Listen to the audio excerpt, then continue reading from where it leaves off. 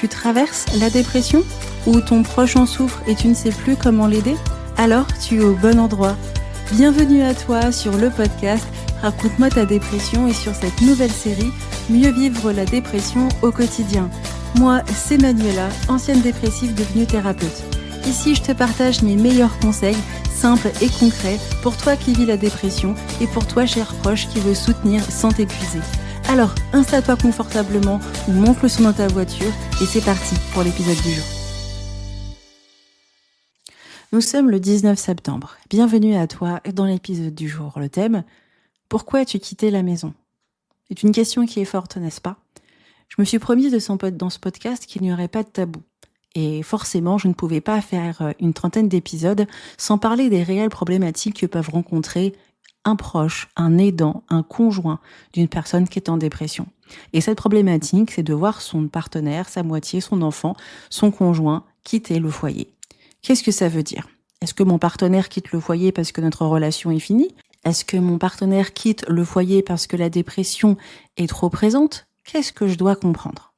Dans l'épisode d'aujourd'hui, on va essayer de décortiquer tout ça. C'est pas un épisode qui est simple parce que forcément, on va mêler beaucoup d'émotions et de situations compliquées, mais le but est vraiment de pouvoir faire la part des choses pour pouvoir avoir la meilleure réaction possible face à ton proche en dépression qui a quitté le foyer. Cet épisode, il n'est pas que pour le conjoint d'une personne en dépression, il est aussi pour toi qui es touché par la maladie. Pour peut-être que tu comprennes aussi le point de vue de ton proche quand toi tu as essayé de chercher un appel d'air ou tu as peut-être essayé de trouver une autre solution. L'objectif n'est vraiment pas de culpabiliser qui que ce soit, mais de pouvoir comprendre au mieux la situation, car en tant que thérapeute dépression, je suis confrontée à ces quittages de maison réellement toutes les semaines. Alors, parlons de ce sujet et voyons comment est-ce qu'on peut gérer au mieux cette situation. Pour commencer, pourquoi est-ce qu'une personne en dépression pourrait quitter son foyer? Est-ce que ça veut dire qu'il y a un problème de couple? Dans certaines circonstances, oui. Des fois, c'est assez clair. Là, le conjoint en dépression décide de sortir de la maison parce que la relation de couple ne lui convient plus. Voilà, ça, c'est un point qu'il faut mettre en évidence. C'est souvent assez clair. La personne dit que la relation ne convient plus et donc, du coup, la relation s'arrête. Et même s'il y a la dépression, la relation est terminée. Mais il y a aussi une autre possibilité, c'est la personne qui exprime qu'il a ou qu'elle a juste besoin d'un moment de tampon pour pouvoir être soit dans sa grotte, pour gérer mieux ses émotions. Pourquoi? Alors on a souvent cette image dans la conscience collective, quand on vit une épreuve, normalement le couple doit être encore plus soudé et doit réussir à gérer au mieux la situation. Mais quand on réfléchit comme ça, c'est qu'on oublie la notion de dépression. Qu'est-ce qui pourrait pousser une personne en dépression à quitter le foyer qui est censé être une source de réconfort? Eh bien parce que justement, la dépression amène ce foyer plus comme une épreuve que comme une source de réconfort. Parce que le foyer ne respecte pas la dépression? Non, parce que la dépression rend de nombreuses choses difficiles. N'oublions pas que la dépression amène une quinzaine de comportements et une quinzaine de symptômes. Lesquels?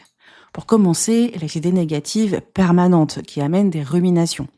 Ces ruminations vont amener des problèmes de concentration, de mémorisation. Ils vont même amener des problèmes pour ressentir des choses. La personne en dépression peut très vite se sentir vide. Quand on se sent vide, eh bien, on peut se ressentir comme sans sentiment.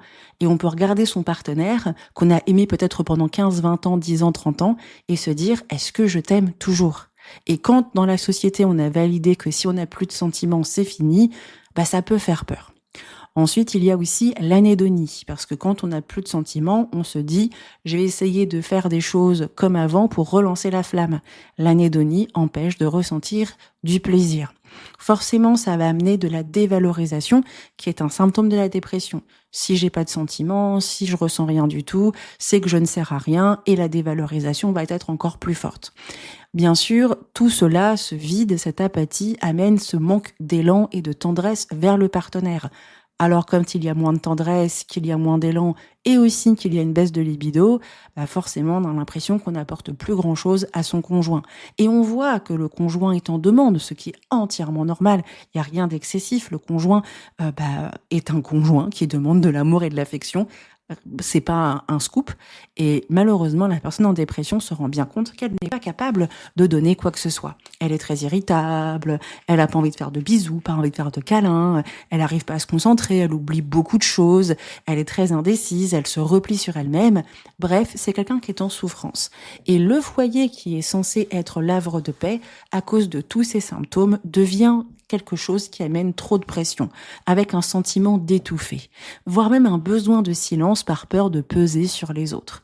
Et donc, quitter la maison est vu comme un espace pour souffler, pas forcément pour rompre les liens, si bien sûr c'est bien validé que le couple n'a pas de problème. C'est pas forcément toujours une raison que toi, cher proche, tu peux valider, mais c'est une raison. Les personnes qui viennent me voir et qui expliquent pourquoi elles ont quitté le foyer, souvent me disent tous la même chose. Manuela, j'en pouvais plus parce que je suis le problème de ma famille. Et ça, c'est une phrase qui, moi personnellement, me touche énormément, mais qui montre à quel point la dépression twiste la personne, la change et la transforme. Et quand ces personnes, je les ai, souvent c'est des gens qui ont laissé la dépression rester dans leur vie pendant 1 an, 2 ans, 3 ans, 10 ans, 15, 20 ans, et qui ont en fait essayé plein de solutions, plein de petites solutions, sans le dire à son entourage, et du coup, ils voient le sortir de la maison comme la seule dernière solution. Parce que si je me recentre sur moi, ça c'est encore aussi une fausse croyance, si je me recentre sur moi, que je fais un espèce de parcours initiatique, je vais sûrement me retrouver, me reconnecter à moi-même et mieux gérer la situation. Sauf que dans la réalité, on emmène juste la dépression à un autre endroit et tant qu'on ne traite pas la dépression, elle sera là. Alors, maintenant qu'on a compris pourquoi la personne le fait, ça ne veut pas dire que c'est une situation qui est simple. Comment on gère? Comment on gère? Parce que le fait que la personne quitte la maison, ça amène des problèmes. Déjà, moi, en tant que conjoint, quand je vois mon mari se barrer ou ma femme se barrer, mon estime de moi, elle fait la poudre d'escampette. Ensuite, forcément, ça amène des difficultés financières. Si on a enfant, foyer, maison, et que l'autre décide de partir et qui, comme par hasard, prend un appartement avec un loyer, qu'il faut meubler, qu'il faut équiper, tout ça, c'est un coût, forcément, ça stresse. En plus, on laisse quelquefois le conjoint avec la réalité du quotidien, c'est-à-dire les enfants, et du coup, une organisation à refaire. Donc, c'est vrai que quitter le foyer peut paraître la solution la plus intéressante quand on est en dépression, mais ça amène bien plus de bazar que l'on peut croire. Maintenant, la grande question, qu'est-ce que je fais de tout ça? On peut comprendre, mais la réalité, c'est que je suis dans la situation. Donc, comment est-ce qu'on peut réussir à trouver l'équilibre? Trouver l'équilibre quand l'autre part, c'est bien valider la raison du départ. Souvent dans la communication, on est assez maladroit, nous qui souffrons de dépression. Alors il faut être clair. Pourquoi est-ce que je suis partie? Je suis partie parce que j'ai un besoin de respirer, parce que j'ai un besoin de survie, peut beaucoup apaiser le partenaire. C'est là où il faut aussi mettre des règles. On doit garder un lien, même minimal. Il faut avoir une communication, genre un texto par jour pour prendre des nouvelles, pour apaiser l'autre, voire des appels. Forcément, on n'est pas là pour avoir des grandes explications, mais un simple bonjour, je pense à toi, etc., voire même un emoji peut réussir à garder le fil. C'est super important vraiment de pouvoir au moins garder ces deux choses quand le couple est à distance. Bien sûr, quand on est le conjoint en dépression qui a quitté le foyer, on ne peut pas laisser son partenaire avec toute la charge mentale du foyer si on a des enfants. Il faut aider, même si c'est très dur pour nous à cause de la dépression. Laisser le conjoint à devoir gérer la charge mentale est quelque chose qui de toute façon viendra travailler dans ta culpabilité. Alors il faut, même si j'ai pris de la distance, faut trouver l'équilibre. C'est pas négociable. Maintenant pour la relation. Comment est-ce qu'on fait? Parce que si toi tu as quitté la maison parce que tu en avais besoin, parce que tu avais de la pression, de l'étouffement et besoin de te retrouver, c'est que c'est le moment pour toi de commencer une thérapie. Souvent, comme je l'ai dit tout à l'heure, on a quitté le foyer parce qu'on a essayé beaucoup de choses, voire même trop de choses. Et l'une des choses qui fait pour sortir de la dépression, c'est la thérapie. Sortir du foyer en pensant que tout seul dans son coin, on va réussir à retrouver des émotions n'a jamais fonctionné. Il te faut donc une thérapie. C'est le moment de commencer une thérapie. Si tu n'as pas de thérapie ou tu as peur d'être jugé ou de ne pas être compris dans tes décisions, n'hésite pas à réserver un appel découverte avec moi. Moi, j'ai l'habitude de gérer des conjoints qui sont partis du foyer et qui, d'une certaine manière, ne savent plus comment gérer leurs problèmes de santé mentale. Pour cela, il te suffit de réserver un appel découverte avec moi. Ça te permettra de voir comment je travaille et si ça t'intéresse, qu'on échange ensemble. N'hésite jamais à réserver un appel découverte, tu ne me dérangeras vraiment jamais et ça te permettra de ne pas rester seul face à tes problématiques de santé mentale. Une fois que toi, tu as trouvé ton équilibre avec la thérapie, tu vas être équipé pour pouvoir réussir à gérer l'apaisement psychique dont tu as besoin pour pouvoir retrouver un équilibre et revenir même au foyer. Et toi, cher conjoint, comment gérer la situation? Pour cela, tu as besoin d'un outil, l'indépendance émotionnelle. Qu'est-ce que c'est? C'est la capacité à rester stable face à quelqu'un qui ne l'est pas à cause d'une problématique comme la santé mentale ou la dépression. C'est ta capacité à réguler tes émotions face à des événements traumatisants comme le fait de voir son conjoint quitter le foyer. Parce que ce que tu es en train de vivre va peut-être activer une blessure que l'on a presque tous, qui est la blessure de l'abandon ou la blessure du rejet. Et forcément, ça vient activer encore plus chez toi des craintes. Ce qui fait que tu peux être une sangsue à essayer d'envoyer 20 000 messages pour avoir une réponse, ou alors t'agacer et décider que la relation est terminée parce que ton conjoint ne te respecte pas. L'indépendance émotionnelle va te permettre de ne pas non plus sombrer, que ce soit aussi dans la dépression face à ce que tu vis. Ça va te permettre d'être stable, comme si tu mettais tout simplement une ancre dans la mer à travers une tempête. La dépression, c'est un véritable ascenseur émotionnel, n'est-ce pas? Et ça va te permettre de bien mieux gérer la situation. Ça va t'aider à préserver ton énergie, à diminuer la culpabilité et bien sûr à poser un cadre à ton conjoint. Même si ton conjoint est parti de la maison et que tu comprends les raisons, ça ne veut pas dire que tu ne peux pas faire des demandes, ça ne veut pas dire que tu ne peux pas exprimer des choses que ton partenaire n'a pas à dépasser, comme prendre des nouvelles, s'occuper des enfants, participer aux dépenses de la maison, etc. Et puis il y a un truc que l'on met souvent de côté, c'est que l'indépendance émotionnelle va renforcer la relation de couple. Pourquoi? On rappelle qu'une personne en dépression souvent quitte le foyer parce qu'il y a une sensation d'étouffement.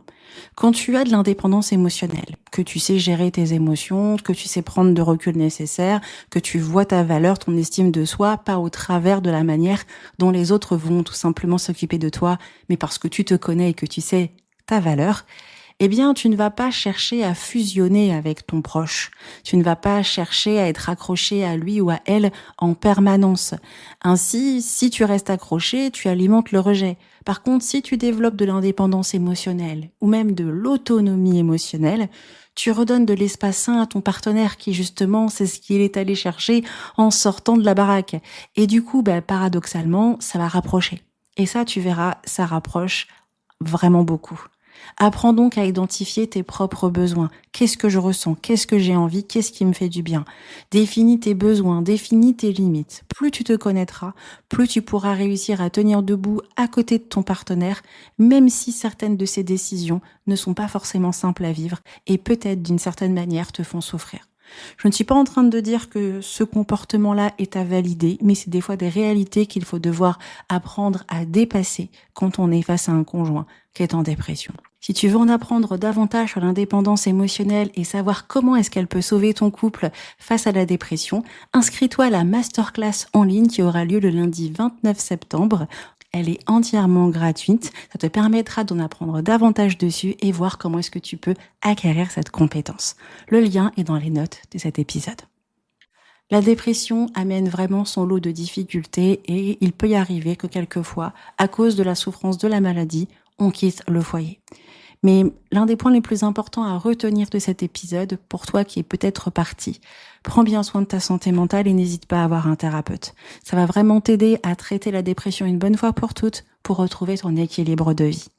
Et pour toi, cher conjoint, comment est-ce que tu peux gérer L'indépendance émotionnelle, c'est la clé qui te permettra de rester stable face aux comportements que tu peux juger un peu particuliers de la part de ton partenaire qui est en dépression.